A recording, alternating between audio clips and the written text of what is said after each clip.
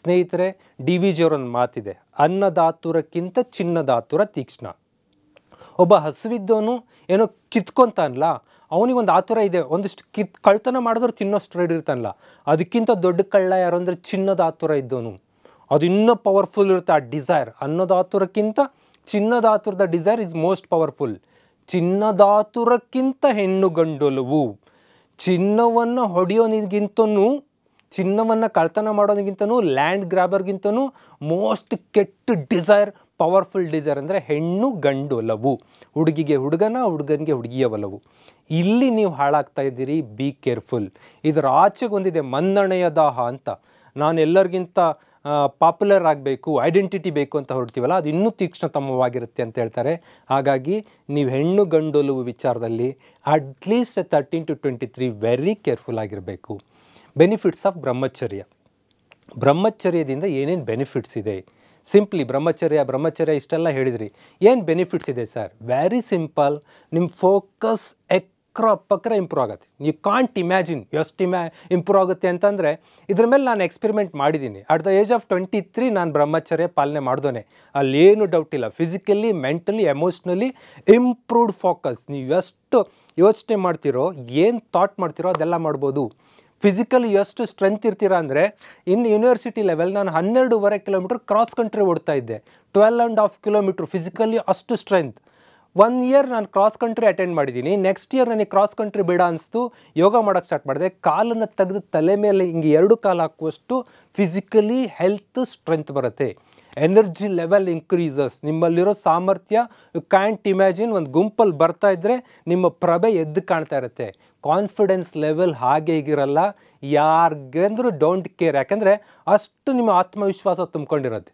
ನೀವು ಸರಿ ಅನ್ನೋದು ಸರಿನೇ ಆಗಿರುತ್ತೆ, ನೀವು ತಪ್ಪು ಅನ್ನೋದು ತಪ್ಪೇ ಆಗಿರುತ್ತೆ. ಅಷ್ಟು ಅದ್ಭುತವಾದ ಕಾನ್ಫಿಡೆನ್ಸ್ ಇಂಪ್ರೂವ್ ಆಗುತ್ತೆ. ಹೈ ಸ್ಪಿರಿಚುವಲ್ ಲೆವೆಲ್, ಸಾಮಾನ್ಯ ಸ್ಪಿರಿಚುವಲ್ ಮಟ್ಟ ಬೆಳೆಯಲ್ಲ, ಅದ್ಭುತವಾಗಿ ಬೆಳೆಯುತ್ತೆ. ನಾನಿದನ್ನು ಕೇವಲ ನಾನು 23ನಲ್ಲಿ ಅಂತಲ್ಲ, ಈಗ ಯಾವುದೋ ಒಂದು ಹೊಸದೊಂದು ಟಾರ್ಗೆಟ್ ಇಟ್ಟಿದ್ದೀನಿ, ಅದನ್ನು ಅಚೀವ್ ಮಾಡಬೇಕು ಅಂದಾಗ ಐ ಎಂಟರ್ ಟು ಬ್ರಹ್ಮಚರ್ಯ ಪ್ರಿನ್ಸಿಪಲ್ಸ್. ಪ್ರಾಕ್ಟೀಸ್ 21 ದಿನ ಮಾಡಿ, ಫಾಲೋ ಇಟ್ ಫಾರ್ 90 ಡೇಸ್. ನಿಮ್ಮೊಳಗಿನ ಎಲ್ಲ ಶಕ್ತಿ ಮತ್ತೆ ಇಂಪ್ರೂವ್ಮೆಂಟ್ ಆಗ್ತಾ ಇರುತ್ತೆ. ಹಾಗಾಗಿ ನಾನು ನಿಮಗೆ ಅಡ್ವೈಸ್ ಮಾಡೋದಿಷ್ಟೇ, 21 ದಿನ ಜಸ್ಟ್ ಟ್ರೈ ಮಾಡಿರಿ, ಬ್ರಹ್ಮಚರ್ಯ ಪಾಲನೆ ಮಾಡಿರಿ.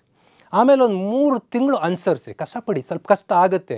ನೀವೇನೀಗ ಆಲ್ರೆಡಿ ಅಡ್ವರ್ಟ್ ರೂಟಲ್ಲಿ ಇದ್ದೀರಾ, ನಿಮಗೆ ಕಷ್ಟ ಆಗ್ಬೋದು. 90 ದಿವಸ ಪಾಲನೆ ಮಾಡಿ ಮಿರರಲ್ಲಿ ನೋಡ್ಕೊಳ್ರಿ.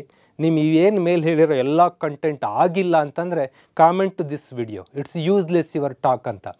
ಏನು ಇಲ್ಲದೆ ಯಾರೋ ಒಬ್ರು ಹೇಳಿದ್ದಾರೆ ಅದೆಲ್ಲ ಯೂಸ್ ಇಲ್ಲ, ಅದೆಲ್ಲ ರಿಸರ್ಚ್ ಬೇಸ್ಡ್ ಅಲ್ಲ. ರಿಸರ್ಚ್ ಮಾಡೋದಕ್ಕೆ ಫಂಡ್ ಇಲ್ಲಣ್ಣ. ಇದೇನು ಪ್ರಾಬ್ಲಮ್ ಆಗಿದೆ ಅಂತಂದರೆ, ನಮ್ಮ ಇಂಡಿಯನ್ ಫಿಲಾಸಫಿ ರಿಲೇಟೆಡಾಗಿ ರಿಸರ್ಚ್ ಮಾಡೋಕ್ಕೆ ಫಂಡ್ ಇಲ್ಲ. ಅದೇ ಒಂದು ವಯಾಗ್ರಾ ಟ್ಯಾಬ್ಲೆಟ್ ರಿಲೇಟೆಡಾಗಿ ರಿಸರ್ಚ್ ಮಾಡೋಕ್ಕೆ ಬೇಕಾದಷ್ಟು ಫಂಡ್ ಇದೆ. ಬಿಕಾಸ್ ಒಂದು ವಯಾಗ್ರಾ ಟ್ಯಾಬ್ಲೆಟ್ 500 rupees. ಅಂಥದ್ದು ಕೋಟಿಗಟ್ಟಲೆ ಮಾರಾಟ ಆದರೆ ಕೋಟಿಗಟ್ಟಲೆ ಅರ್ನ್ ಮಾಡ್ತಾ ಇದ್ದಾರೆ. ಬ್ರಹ್ಮಚರ್ಯ ಬ್ರೇಕಪ್ ಮಾಡೋದಕ್ಕೆ ಬೇಕಾದಂಥ ವಿಚಾರಗಳಿದಾವಲ್ಲ, ಅದರ ರಿಸರ್ಚ್ಗೆ ಬೇಕಾದಷ್ಟು ದುಡ್ಡು ಸುರಿತಾರೆ. ಬಿಕಾಸ್ ಬೇಕಾದಷ್ಟು ದುಡ್ಡು ಬಾಚ್ಕೋಬೋದು. ಬ್ರಹ್ಮಚರ್ಯ ಪಾಲನೆ ಮಾಡಿರೋ ರಿಸರ್ಚ್ಗೆ ದುಡ್ಡಿಲ್ಲ. ಬಿಕಾಸ್ ಇಲ್ಲಿ ದುಡ್ಡು ಗಳಿಸೋಕ್ಕಾಗಲ್ಲ. ಇದು ಓನ್ಲಿ ಹ್ಯೂಮನ್ ಡೆವಲಪ್ಮೆಂಟ್ ಮಾಡೋಂಥ ವಿಚಾರ. ಹಾಗಾಗಿ ಜಸ್ಟ್ ನೀವು ಅವ್ರ ಮಾತು ಇವ್ರ ಮಾತು ಕೇಳೋದು ಬೇಕಾಗಿಲ್ಲ. ಫಾಲೋ ಮಾಡಿ ನೋಡಿರಿ. ಇಷ್ಟ ಆಗಿಲ್ಲ ಅಂದರೆ ಕೆಟ್ಟ ಕಾಮೆಂಟ್ ಹಾಕ್ರಿ ಇದೇ ವಿಡಿಯೋಗೆ. ಬರೀ ನಾಟ್ ಗುಡ್, ವರ್ಸ್ಟ್ ಕಾಮೆಂಟ್ ಹಾಕ್ರಿ. ಆದರೆ ವಿತೌಟ್ ಫಾಲೋಯಿಂಗ್ ಏನೂ ಮಾತಾಡೋಕ್ಕೆ ಹೋಗ್ಬೇಡ್ರಿ. Just follow it. Then obstacles. ಬ್ರಹ್ಮಚರ್ಯಕ್ಕೆ ಏನು ಅಬ್ಸ್ಟ್ಯಾಕಲ್ಸ್ ಇದೆ? ಅಬ್ಸ್ಟ್ಯಾಕಲ್ಸ್ ಬ್ಯಾಡ್ ಕಂಪನಿ, ಕೆಟ್ಟ ಸಹವಾಸ. ನಾಳೆ ನನ್ನ ವಿಡಿಯೋದಲ್ಲಿ ಇದ್ರ ರಿಲೇಟೆಡಾಗಿ ಮಾತಾಡ್ತಾ ಇದ್ದೀನಿ. ಕೆಟ್ಟ ಸಹವಾಸ ನಮ್ಮನ್ನು ಹಾಳು ಮಾಡ್ತಾ ಇರುತ್ತೆ. ನಮ್ಮ ಫ್ರೆಂಡ್ಸ್ ಆಗಿರ್ಬೋದು, ನಮ್ಮ ಸುತ್ತಮುತ್ತಲ ಎನ್ವೈರ್ಮೆಂಟ್ ಆಗಿರ್ಬೋದು, ಬಿಟ್ಟು ಹೋದಂಥ ಹಿಸ್ಟರಿ ಆಗಿರ್ಬೋದು. ಯಾರೋ ವಿಡಿಯೋ ನೋಡಿ ಹೋಗಿರ್ತಾರೆ, ಆ ಹಿಸ್ಟ್ರಿ ಉಳಿದಿರುತ್ತೆ, ಅದನ್ನು ನೋಡ್ತಾ ಇರ್ತೀರಿ. ಈ ಬ್ಯಾಡ್ ಕಂಪನಿಯಿಂದ ಬ್ರಹ್ಮಚರ್ಯ ಹಾಳಾಗತ್ತೆ. ನಿಮ್ಮ ಸುತ್ತ ಇರುವ ಸತ್ಸಂಗದ ಸದ್ಗುಣದ ವಿಚಾರಗಳ ವ್ಯಕ್ತಿಗಳಿರಬೇಕು.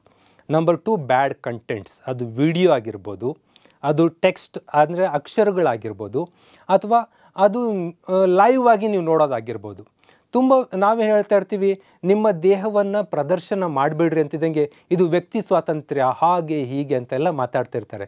ನಿಮ್ಮ ಓರೆಕೋರೆಗಳನ್ನೆಲ್ಲ ತೋರಿಸೋದು ಬ್ರಹ್ಮಚರ್ಯದ ಬ್ರೇಕಪ್ಗೆ ರೀಸನ್ ಆಗುತ್ತೆ. ಅದರಲ್ಲಿ ಏನೂ ಡೌಟ್ ಇಲ್ಲ.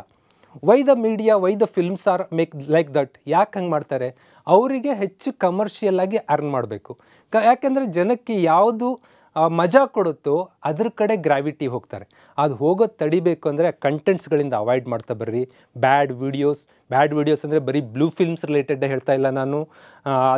ಈಗ ಬರ್ತಾ ಇರೋ ಫಿಲಮ್ಗಳಲ್ಲಿ ಒಂದು ಥರ್ಡ್ ಗ್ರೇಡೆಡ್ ಸಾಂಗ್ ಇರುತ್ತೆ, ಅದನ್ನೆಲ್ಲ ಅವಾಯ್ಡ್ ಮಾಡ್ತಾ ಬರ್ರಿ. ಫುಡ್ ಹ್ಯಾಬಿಟ್, ಕೆಲವೊಂದು ನಿಮ್ಮನ್ನು ಸ್ಟಿಮ್ಯುಲೇಟ್ ಮಾಡುವಂಥ ಫುಡ್, ಸ್ಟಿಮ್ಯುಲೇಟ್ ಮಾಡುವಂಥ ಎನ್ವೈರ್ಮೆಂಟ್, ಸ್ಟಿಮ್ಯುಲೇಟ್ ಮಾಡುವಂಥ ವ್ಯಕ್ತಿಗಳು, ಇವು ಎಲ್ಲವೂ ಬ್ಯಾಡೆ. ಅದರಿಂದ ಹೊರಗೆ ಬಂದರೆ ಆಟೋಮೆಟಿಕ್ಲಿ ಬ್ರಹ್ಮಚರ್ಯದಿಂದ ಅಬ್ಸ್ಟ್ಯಾಕಲ್ಸ್ಗಳಿಂದ ದಾಟ್ಕೋತೀರ.